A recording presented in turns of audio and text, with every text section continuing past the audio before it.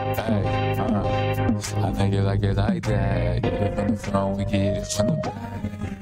I know you like it like that. Yo, yo, yo. I know you like it like that. Yo.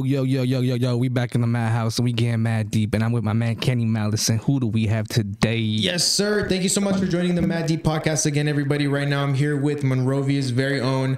If you're wondering whose song that was, he's sitting right next to me. It's Dru Lira. Dru, how you doing today, bro? How is life? How's it going? Man, man, life is good, bro. You know, I'm just every day living it, putting in like, you know, that 10%. Perfect. You know, just feeling the vibe, continuing the journey. Absolutely. So, I met you like about a year ago, and I wanted to kind of let the audience know about what you're doing because you have this new genre that you're working on. Yeah. Can you tell us a little bit more about that? The genre? Yeah. Okay, so the genre is called West2k, right? And so the influence comes from, you know, obviously being born from the West Coast. Right. So there's a certain type of bounce that we like. And I want to say that, well, the Y2K, the West2K is like influenced from like early 2000s. So like, you know, like people like the Neptunes or right. Dr. Dre or. So is this all over the country 2000s or just West Coast 2000s? All over. Okay. Because it could also go from, you know, like soulful stuff. Yeah. It could also go from like just straight rap or just straight, you know, like bounce. It's like the bridging the gap between the two sounds. What do you take from the two sounds to put them together? Like what are two characteristics from each that you think blend well together? All right. So basically it's like, you know, the flow is West Coast a little bit. And then the sonics, the sounds is like versatile. So it's like, it could be from anything, you know, it could be like from, like I said, soulful. It could be from whether like it's like retro sounds. So like melodic too. I noticed that the melody sounded very West Coast, but the drums sounded like some old Timbaland, like. Yeah, that's what I'm saying. Yeah, exactly. that shit was pretty cool actually. Exactly. Yeah. And you never heard that before. You know, I never heard an artist do that. You know what I'm saying? So yeah. That's like where I fit in the game. Yeah, bro. It sounds like a really exciting thing you're working on. It does sound pretty cool. I'm excited to hear more about it, but I want to take everyone back to the beginning. So, young Dru Lira in Monrovia, growing up over there in the San Gabriel Valley. How did you get your start in everything they're doing right now? Man, I just started, you know, I was a kid growing up, right? So basically, that's all I cared about was music, video games, and fashion, right? And movies. And, you know, when I got older, that's when I was kind of prone to be like, all right, like this is all I care about. Let me take a crack at it. So then when I got older, that's when I started to write raps. I started to get on the computer and fuck around with like whatever beat making was at that time. How'd you find out about rap? Rap? I mean, the first artist I heard about was Kanye West when he dropped College Dropout. Fire. That's a great album. Through the fire, man. Like, you know, when he got in a car accident and at the time he was like, he wasn't a gangster. You know what I'm saying? Like at the time, like gangster rap, East Coast was like on fire, right? Yeah. So that's how I related to, you know, the start of it. So that's where the seed was planted. I think a lot of people feel that same way in terms of like, you like hip hop, but you're not like from the streets. Yeah. Kind of like that. Cause I kind of like feel that way too. Right. That's why I relate to Kanye too. Cause he loves hip hop, but I mean, he's not like, you know, obviously he's from Chicago and there's parts of Chicago, obviously, but he was never like that. He was just more of like a artsy. Yeah, exactly. Like he liked, he just liked to create. Yeah. And that's something that and he used hip hop as a vehicle for his creativity. And I feel like a lot of us, especially now growing up, look at him as like a reason to make music. And it's okay for you to like want to create. Yeah, it's okay for you to want to make. Yeah, bro. Well, what I mean, any other inspirations in terms of like how you started rapping? Because I know your music sounds a little bit like West Coast. Anybody that you listen to from like out here? Out here, I mean, you know, growing up like early, I want to say the 10s, you know, the West Coast had a wave coming up. Yeah. With like, you know, Dom, Nip, Kendrick, TD, who else? I mean, that YG Mustard. YG Mustard, you know. That era was crazy. That was crazy. You know, Mustard, I think Mustard started it. You know, I think Rack City, when that shit dropped, that was when the whole era started with the whole, you know, club scene. And then, you know, you guys like you have Dom that's like more like groove and laid back, and then you have Nipsey that's more on the lyrical, you know, I'm really trying to be a legend type of vibe. Like the most empowering cinematic, you know, like, and that's the shit that I love, you know what I'm saying? Yeah, so were you always like a Nipsey fan? Yeah, I mean, I remember the first time I heard Nip was when he was working with Steve Lobel. We working like when he dropped Road to Riches. There's a song that he did with Lloyd. I forget the name. But yeah, I remember. I think it was Slauson Boy that I first like heard of him, and then was it the Crenshaw tape? That was when I was like, damn. It just felt like a movie. It just felt like, damn, I relate. Oh, and then also when that shit dropped, I remember listening to Power 106, and when they premiered that shit, I was like in my room listening to that, like going crazy, because I felt like that was the first time that I felt like the West Coast had some type of, you know, momentum. Like, oh shit, like we really doing it. Yeah, dude. I actually used to work at Power 106, and I remember they told me, like, they had mentioned about the day that Nipsey died, because it was like the year anniversary, and they told me that everybody in the office was just quiet, huh? Quiet. I mean, bro, like, I feel like when you move like that, you definitely make people stop, because they realize, oh damn, this guy wasn't just, you know, somebody that was just doing music. He was more than just doing music. He was an artist. Yeah, and like a leader for the community too. Yeah, he was definitely, you know, doing something for his community, but, you know, unfortunately, envious is real out there. Okay, fire. And so I got your kind of like influences that I wanted to know about, but I guess how did you transition from making this a hobby, or how did this transition from a hobby to an actual career path for you? So why did you want to do it? I mean, it was just having the idea of I could do this, right, when as a kid, and then this is like what I cared about. So that was like my compass of like basically being like, all right, like this is what I do, this is what I like, so therefore I'm willing to sacrifice my life for it. You know, this is like what I live, breathe, and that's all I think about, you know, in terms like that. So that's what started me to get into that path of like, all right, we doing this, I'm a staple. So I would say that, and then just keep doing it, you know, just making songs, making beats, networking, just meeting people that are also in the industry as well. So just kept on doing it. So you produce a lot of records as well. Oh. Do you prefer to do you feel like you use like, how do I say this? Would you like to give your beats more to people, or do you like to use your beats for yourself? Both, man. I mean, I like separate the two. So there's a time where I'm like, all right, I'm working on a Dru Lira project. Right. Like this is my type of vibe right now. And then there's times where I'm like, okay, I did that. Now let me go and produce for other artists that are also coming up as well. Do you ever feel like it's hard to keep up with all like the new little genres popping up nowadays, because there's so many that be popping up, like in terms of learning like a new production style? Right. Yeah, I mean, there's always new sounds coming out, right? Yeah. You know, I'm not really too updated with it. There's some things that I peek here and there, like I know Jersey Club, and I was gonna ask you about that. And then drill is like real is going up, right? So well, if you think about it, drill and Jersey Club are the same like rhythm, except that drill is with the hi-hat. Yeah. And then the like, club is like boom, boom. It's just a kick. Boom, boom, it's just boom, a boom, boom, boom. Yeah, yeah. It's like the same. It's like some East Coast thing. Yeah, it is. So East Coast stuff. Yeah. So I mean, I keep up with what I can, but I mean, nowadays I'm just listening to my influences. You know, really where I get my inspiration from to make my sound. Fire. And then also, you were telling me you are into fashion. Yeah. Into the fashion scene. So how does that, I guess, kind of correlate with the music, and how do you intertwine that into the way that you like express yourself and your art and stuff like that? I mean, definitely going back to the visuals that they have, like people like that directed videos like Hype Williams. You know, I definitely go back and I see the outfits and, you know, like the filters and how they really present the baggy clothes, the white tees, and then. So you love the 2000s? Yeah, I mean that's what I grew up with, man. No, me too. I know what you mean. You know? I mean, like, and it's like nowadays I feel like it makes the art even more better, because now you can take stuff from there and then put it into new stuff. Like this outfit I got on, it's like, you know, like you see the fit, it looks kind of baggy, but then it also looks new. You know what I mean, with the flares and, you know, the whole.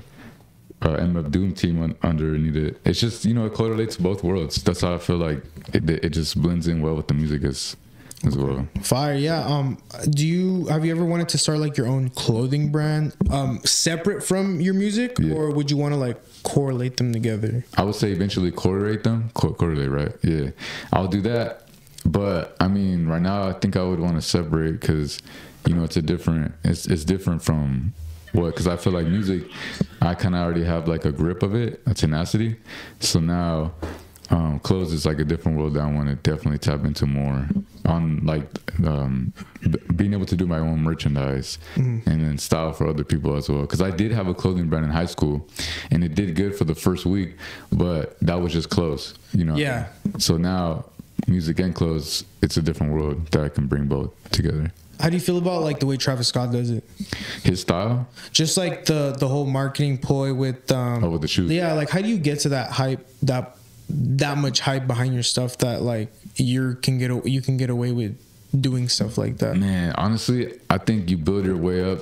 I mean, to him, I think what I saw was that he built himself from the music, and then once he got to a point where he was like, all right, like I have my core gathering, so I'm able to like push the envelope and be more creative with like the shoes and like the whole, you know, I think he's gonna perform in Egypt, right? Yeah, for the new like Utopia. Utopia, that's like really like that's like pretty like dramatic for album cover, which I guess is fitting for Travis Scott, right? Because he's such a larger than life person. Yeah, but I mean, this is kind of like the first big event that he's doing since the whole thing. Yeah, so you know, I think it works in that way where you can, you know, I mean, if that's your artistry, because I take influence from that as well, where, you know, if I was going to do something like that and have that push, I would definitely take it further, because that's really what art is about. Would you want to be that big like Travis Scott, or what do you think is more important, like the level of fame you have, or how dedicated your audience is? Because I look at somebody like for example, maybe like Larry June. Yeah. Larry June from the Bay. Shout out Larry June.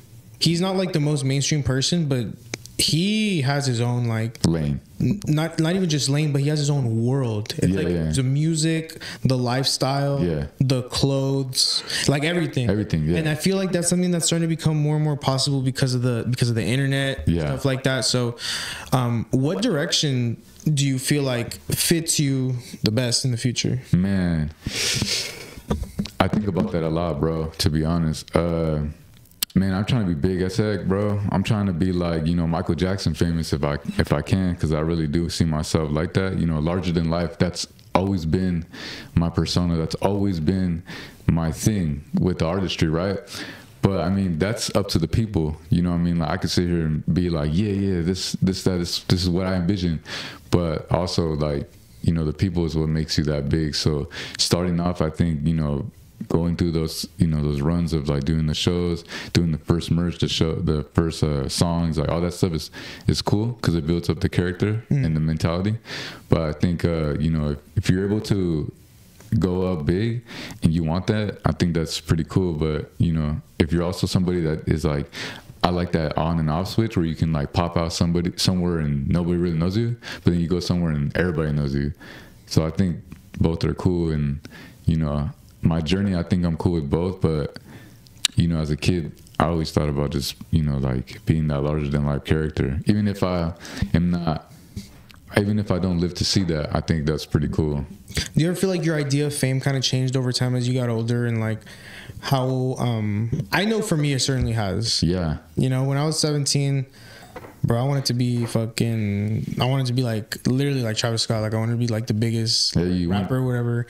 But then like as I got older, I realized that for me, it's like that's not, I guess, like all the different things that come with it. Yeah. It's not just that. Yeah, you know? Yeah. You have to take everything. Of course. And it's like, I think when you grow up, like when you get older, you start to see like maybe sometimes like you don't need all that. Yeah. You know what I mean? But I know some people, it's like that's not even that they want it, but it's just like they just have it because of the type of person that they end up becoming. Yeah, exactly. You know, it just depends on what you want out of it. You know what I'm saying? Yeah. So if you want to be this outlandish person that's like, you know, always in the tabloids, and I guess it fits for you. But if you're somebody that wants to do something and then afterwards just do your own thing, you know, you don't have to go that route.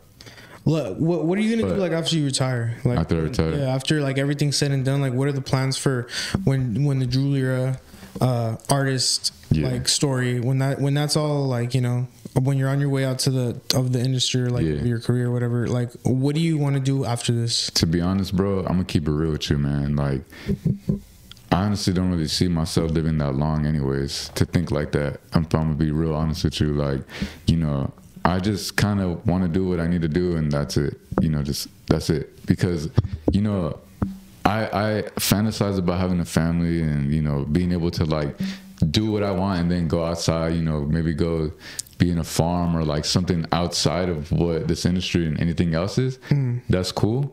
But at the same time, I just feel like I just have so much, you know, dedication and so much like passion towards what I do every day that I'm just really trying to just do what I can, change the trajectory of my life and just kind of do something so that way when I'm gone, they'll be here forever.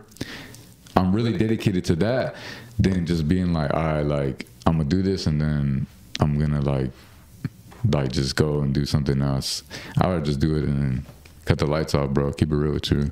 So what makes you say all that? I think just growing up and just seeing how the world is, you know, like I just feel like if I could do something, I'd rather just do that, give the universe that, and that's it. You know what I mean? That's just pretty much like fulfill your purpose is what you're saying. Yeah, like let me just fulfill my purpose and, you know, make this mark, and then that's it. I felt that. I think it's always good to kind of like think about like the afterwards too, because sometimes I catch myself thinking about just the present, not about the future. But like for me personally, I would like to live like a life where I'm just like comfortable, like I'm done everything that I need to do. I've worked, I'm taking care of my family. You don't gotta worry. No worries. Just want to be at peace. Yeah, exactly. Being at peace is like the number one thing that I think anybody could kind of like wish for. Yeah. Because when you're at peace, everything's chill. Yeah. Because if you're at peace, nothing's going wrong. Yeah, exactly. So you be good to go. And even the things that you do where it's out of your control and you have a better way to manage that. Yeah. So I definitely see both sides of that. But I mean, you know, as of right now in the present, that's really what I'm aiming. You're just like laser focus mode right now. Just laser focus, and then that's it. Do you have any new other than the single? Do you have any new projects that you're working on? Any new endeavors in terms of like not just music, but just everything in general? I mean, I've been working with my mentor. His name is CI2I.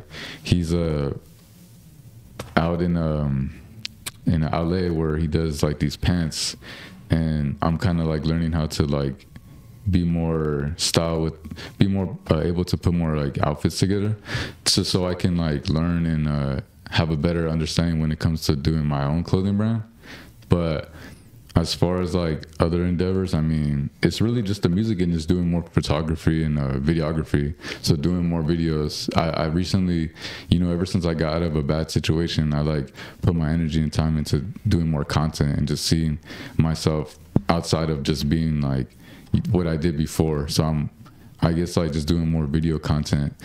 That's where like I'm doing as well than just doing music. What does your day-to-day look like right now? Like, because you seem like you're always like working. So like, what do you do? Man, I mean, it fluctuates a lot, bro. You know, like I told you earlier, I'm like raising capital right now, so I'm working a lot.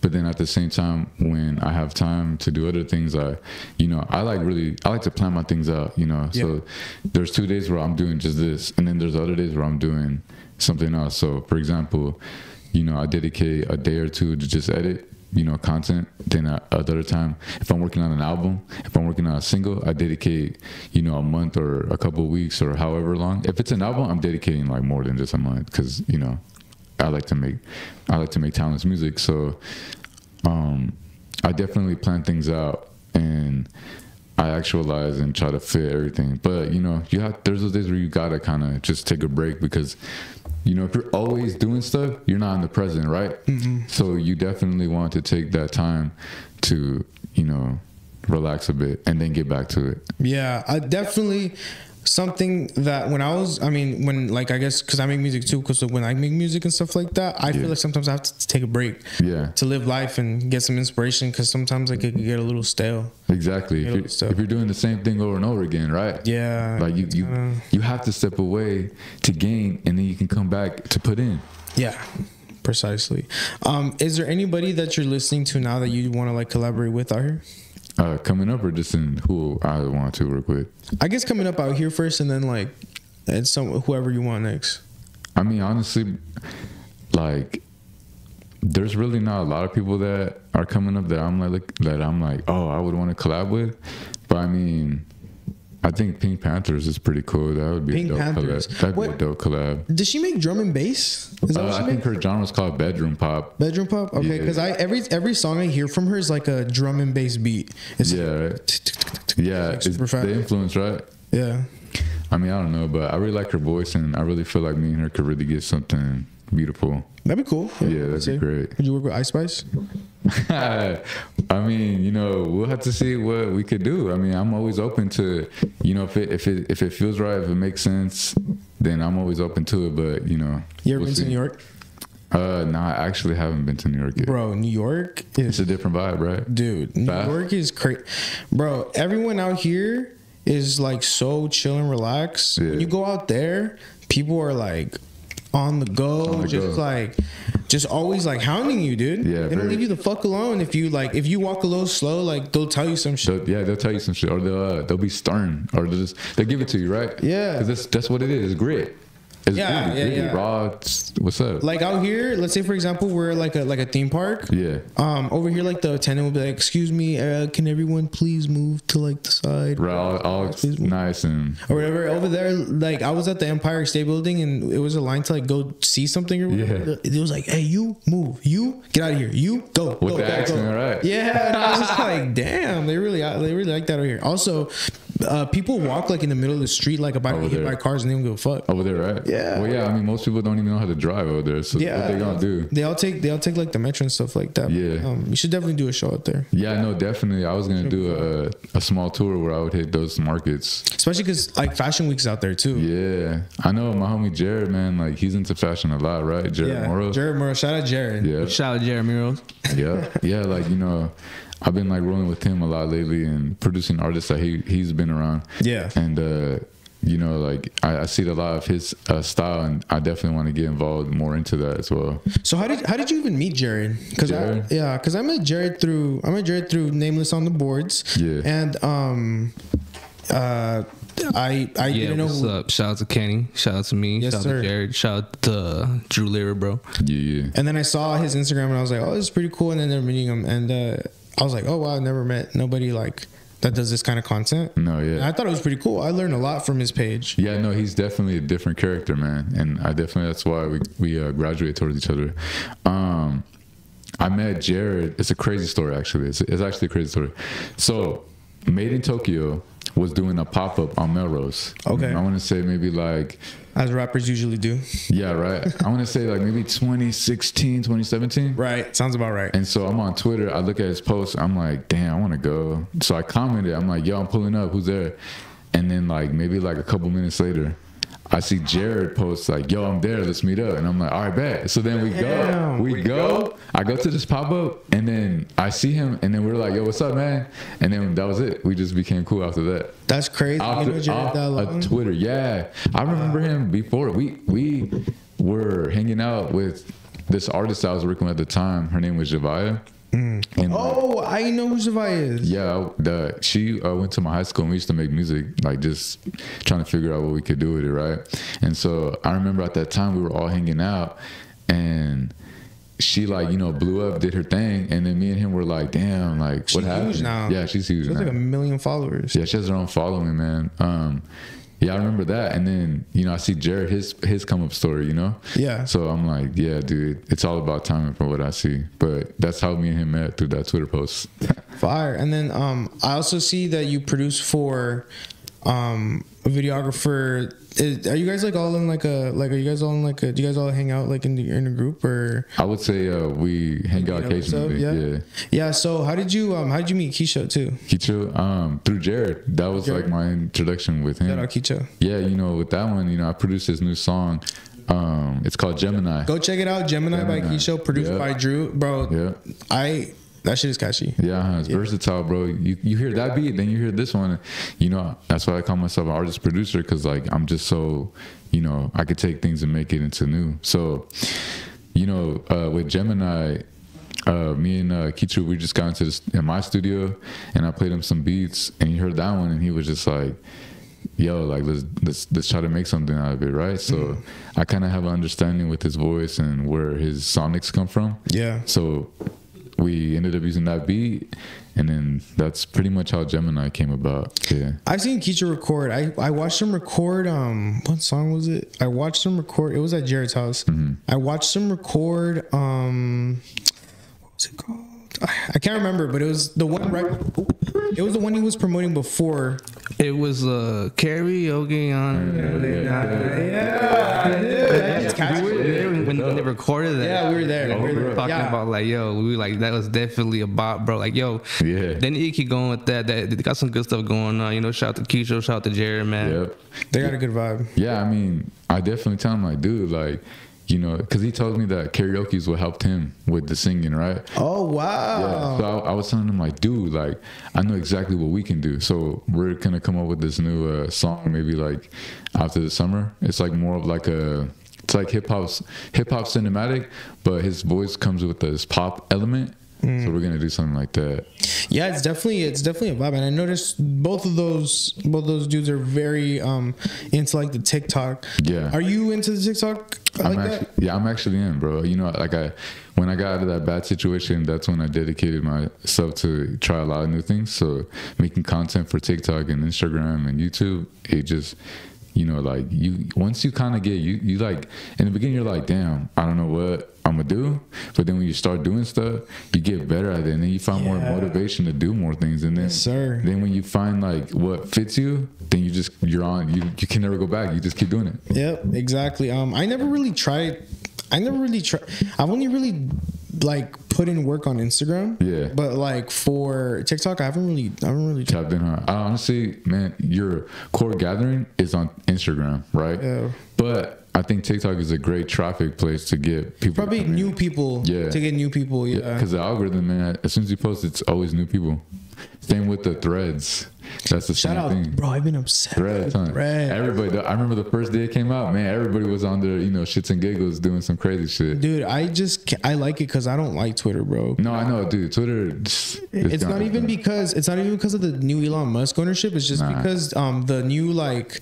It's because whenever I went on it, dude, it just made me feel like shit after like Twitter is very toxic and very weird. There's lots of shit popping up that you didn't even ask to see, dog. No. It's just like you'll see someone getting beheaded and then you'll see some titties and then shout out to cartel videos. Yeah, right. Some crazy shit on there. That's why I think Threads is a little more purity because it's new. Yeah. But you know, and also Instagram doesn't let you do that shit. No, right? Yeah, I know.